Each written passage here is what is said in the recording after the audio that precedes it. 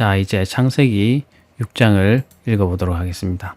5장까지에서는 아담의 계보가 마지막으로 소개되고 있고, 그 아담의 계보 마지막에 보면 노아가 마지막으로 소개되면서 끝이 납니다. 그리고 6장이 시작이 되는데, 6장에서는 사람이 땅 위에 번성하기 시작할 때 그들에게서 딸들이 났다. 사람의 딸들이 났다라는 것을 이야기하고 있고, 2절에서는 하나님의 아들들이 사람의 딸들의 아름다움을 보고 자기들이 좋아하는 모든 여자를 아내로 삼았다라고 하는 이야기가 나옵니다. 결국 하나님의 아들들이 사람의 딸들을 취해서 결혼을 했다라고 하는 것인데, 그리고 하나님의 아들들과 사람의 딸들의 구분을 어떻게 하느냐 하는 문제가 남죠. 그래서 보수 정통적인 신학자들은 하나님의 아들들은 가인에 의해서 죽은 아벨을 대신해서 준 셋의 아들들의 후손들, 셋의 후손들을 하나님의 아들들, 영적인 계보에서 하나님의 모양을 따라서 지음받은 사람들의 계보에서 나온 남자들을 하나님의 아들들이라고 보았고, 가인의 계보에서 난 자손들 중에 하나님의 아들들이 취한 여성들을 사람의 딸들 이렇게 보았다는 것입니다. 사실 가인의 후손들 중에도 아들들이 있었겠지만 계보적으로 볼 때는 성경에서 관심을 가지고 있는 이 아담의 계보에 들지 않기 때문에 그 남자들에 대해서는 성경이 말하지 않고 오직 여자들, 하나님의 아들들, 셋의 자손들이 취하게 되는 그런 여자들을 언급해서 사람의 여자들이다 이렇게 언급했는 걸로 신학자들은 보고 있습니다. 일반적으로 그렇게 해석하면 해석이 무난하리라 생각됩니다. 3절 보시면 여호와께서 이르시되 나의 영이 영원히 사람과 함께 하지 아니하리니 이는 그들이 육신이 됨이라. 그러나 그들의 날은 120년이 되리라 하시니라. 네. 이 구절은 성경 신학자들도 되게 해석하기 어려운 그런 구절로 받아들여지고 있습니다. 근데 보편적인 해석은 이렇습니다. 나의 영이 사람과 함께 하지 않을 것이다. 그들이 사람은 이제 그 에덴에서 쫓겨나서 죽을 수밖에 없는 존재가 되었기 때문에 육신을 가지고 있는 그런 존재가 되었기 때문에 육신의 한계 속에 거하는 존재가 되었기 때문에 하나님의 생기, 하나님의 영이 그 사람과 영원히 함께 하지는 못하는 그런 유한한 존재가 되었다라는 것을 말하는 것이고, 그들이 120년이 되리라고 얘기한 것은 인간의 수명이 긴 몇백 년을 사는 그 수명이 갑자기 어느 순간에 120년이 되었다라고 우리가 이해하기보다는 앞으로 노아 홍수 사건이 전개될 터인데 하나님께서 120년 후에 그들이 노아 홍수로 인해서 모두 죽을 것이기 때문에 그들이 날이 120년이 될 것이다 라고 하셨다고 해석하는 것이 보편적인 해석이라고 할 수 있을 것 같습니다. 3절은 되게 어려운 해석이지만 그 정도로 해석하면 이해가 되실 거라고 생각이 되고, 4절 보면은 네피림이라고 하는 사람의 소개가 나오고 있습니다. 이 네피림이라고 하는 존재도 사실은 어떤 구체적으로 언급된 부분이 좀 없습니다. 그래서 좀 이해하기가 어려운 부분일 수 있겠죠. 그렇지만 네피림은 일반적으로 거인의 모습을 하고 있는 용사들의 어떤 지칭 정도로 이해하시면 되겠습니다. 그래서 그 당시 땅에 네피림이라고 하는 거인족들 또는 거인인 사람들이 많이 살고 있었고, 그 후에도 하나님의 딸들이 사람의 딸들에게로 들어와 자식을 낳았으니 그들은 용사라, 고대의 명성이 있는 사람이었더라.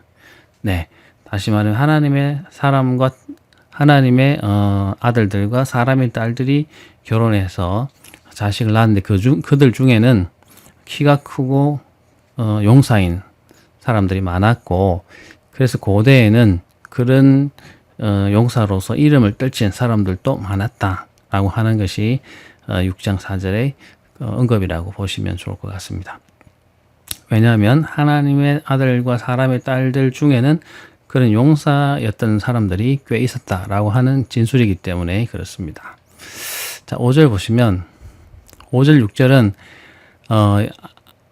그때의 인간들은 그 당시의 인간들은 사람의 죄악이 세상에 가득함과 그의 마음으로 생각하는 계획이 항상 악할 뿐임을 보시고 하나님께서 여호와 하나님께서 여기 보면은 그는 하나님이라고 언급된 여기서는 이제 여호와라는 이름으로 소개가 되죠.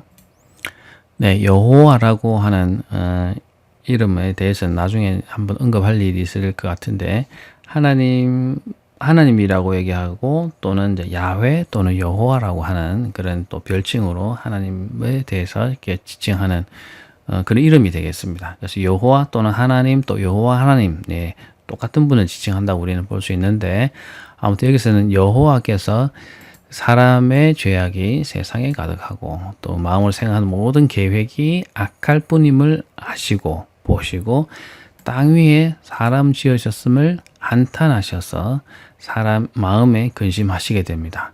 결국 5절 6절은 인간이 죄에 빠져서 그 죄악이 세상에 가득하게 되고 사람의 마음속에 모든 계획하고 생각하는 것이 악해서 하나님께서 그 인간을 지으신 것을 한탄하시고 근심하셨다 하는 그런 말씀이 되겠습니다. 그래서 하나님께서 행하신 계획은 뭐냐면 7절에 나오죠. 내가 창조한 사람을 지면에 쓸어버리되 사람으로부터 사람이 기르는 가축과 또 기어다니는 것 공중의 새까지 다 멸절시켜 버릴 것에 대해서 계획하십니다. 내가 그것을 지었음을 한탄하신다라고 하면서 그 인간들과 모든 가축들 또 모든 동물들을 쓸어버리겠다. 네, 심판하겠다라고 하는 계획을 가지고 결심하시는 거죠. 근데 그 사람을 심판하시되 모든 사람들을 다 죽이는 것이 아니라 그 중에 일부를 남겨놓아서 복을 주시려고 하는 그 계획을 가지고 계신 것이죠. 하나님 심판은 항상 모든 것을 다 멸해버리고 없애버리는 것이 아니라 항상 하나님의 은혜를 입을 사람들을 정해 넣으시고 그들을 살리시는 그런 모습을 볼 수 있습니다.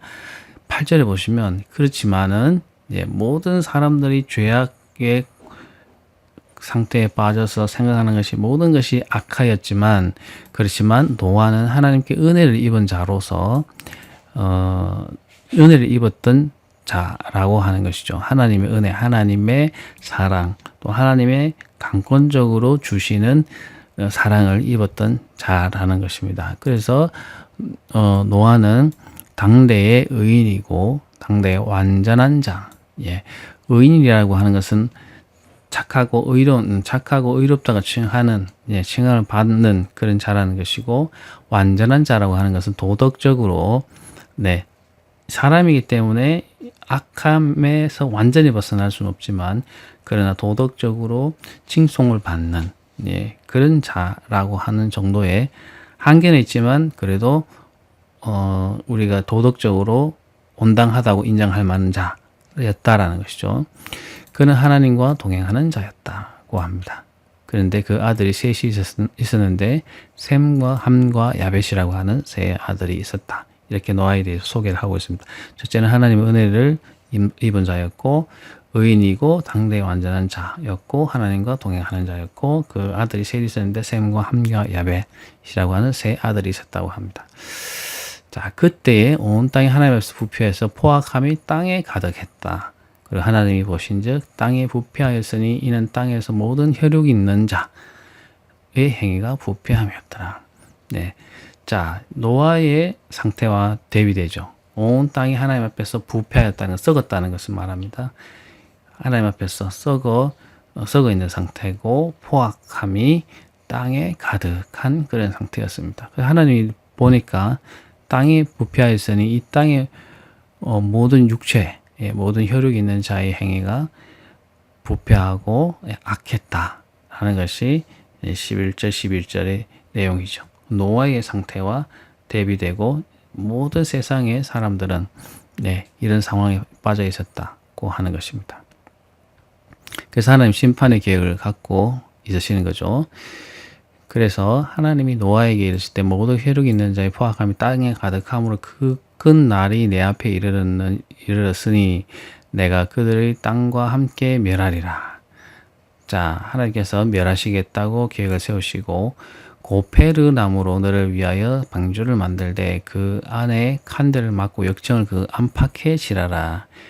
예, 노아에게 명령하시는데 고페르 나무, 지금은 잣나무 정도로 생각이 되는데요. 잣나무로 가지고 방주를 만들어라, 큰 배를 만들어라고 하시는데 그 안에는 칸들을 내어 가지고 여러 방들을 만들고 역청을 안팎, 역청은 그 인근에서 나오는 석유 같은 네, 그런 그 물질을 원유의 끈적끈적한 어떤 그런 물질 정도로 생각하면 되겠습니다.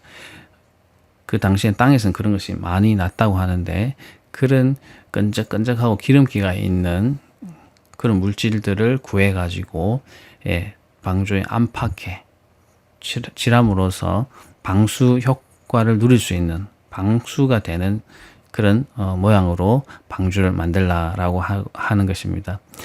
방주는 이러하니 그 길이는 300규빗, 너비는 50규빗, 높이는 30규빗 정도로 만들라고 하십니다. 규빗이라고 하는 단위는 지금은 우리가 이제 표준화된 길이로 센티미터 또는 미터, 킬로미터 이런 걸 쓰지만 유대인들은 규빗이라고 하는 단위를 사용했습니다. 규빗은 손가락 끝에서 팔꿈치까지 길이를 말하는데 대략 성인 남자들은 45cm 정도가 되었다고 합니다. 45cm. 근데 우리가 기억하기 쉽도록 하면은 50cm 정도로 기억하면 계산하기가 편할 것 같습니다. 50cm 정도에서 약간 빠지는 정도. 50cm, 45cm니까 50cm에서 한 10% 정도 더 빠지는 정도죠. 그러면 300규빗이면 계산하기 쉽도 300을 2로 나누면 150이 됩니다. 그 150에 한 10% 정도 빠지는 정도의 길이. 그러니까 135m 정도인가 예, 됩니다. 그리고 너비는 50규빗이니까 나누기 2를 하면 25가 되죠. 25에 10% 정도 빠지는, 그러니까 22.5m 정도가 되겠죠. 그러니까 그렇게 계산하기 좀 어려우니까 50규빗 이러면 대략 15m에서 약간 빠지는 정도. 그리고 높이는 30규빗이니까 30 나누기 1을 하면 15가 되겠죠. 15에서 약간 빠지는 정도. 한 13.5가 되는데 그 정도 메타 정도의 방주를 만들라고 하셨다는 겁니다. 규빗의 길이 정도는 대략 기억하고 계시는 게 앞으로도 도움이 되십니다. 대략 45cm, 대충 50cm 이 정도로 이해하시면 되겠고요. 방주의 길이는 300규빗, 너비는 50규빗, 높이는 30규빗으로 만들고 창을 내되 위에서부터 한 규빗에 내고 그 문은 옆으로 내고 상중하 3층으로 만들라. 이렇게 구체적으로 문도 내고 3층으로 내고 모든 칸을 나누어 가지고 칸도 나누고 역청을 칠해서 방수 기능을 갖도록 하고 이렇게 하나님께서 지시를 하는 내용입니다. 그 17절 내가 홍수를 땅에 일으켜 모든 생명의 기운이 있는 모든 육체를 천하에서 멸절하리니 땅에 있는 것들이 다 죽으리라. 네, 하나님께서 심판, 모든 생명을 죽여버리는 심판을 할 것이다. 이렇게 말씀하시죠. 그러나 18절에 보면 하나님 모든 사람을 다 죽이시진 않고 노아의 가족에 대해서는 은혜를 베푸시는 모습을 볼 수 있습니다. 내가 언약을 세우리니 너는 내 아들들과 내 아내와 내 며느리들과 함께 그 방주로 들어가고, 예, 노아의 부부, 그 다음에 세 아들의 부부니까 총 8명이죠. 예, 8명은 하나님께서 구원하시겠다고 하는 언약을 세우는 것입니다.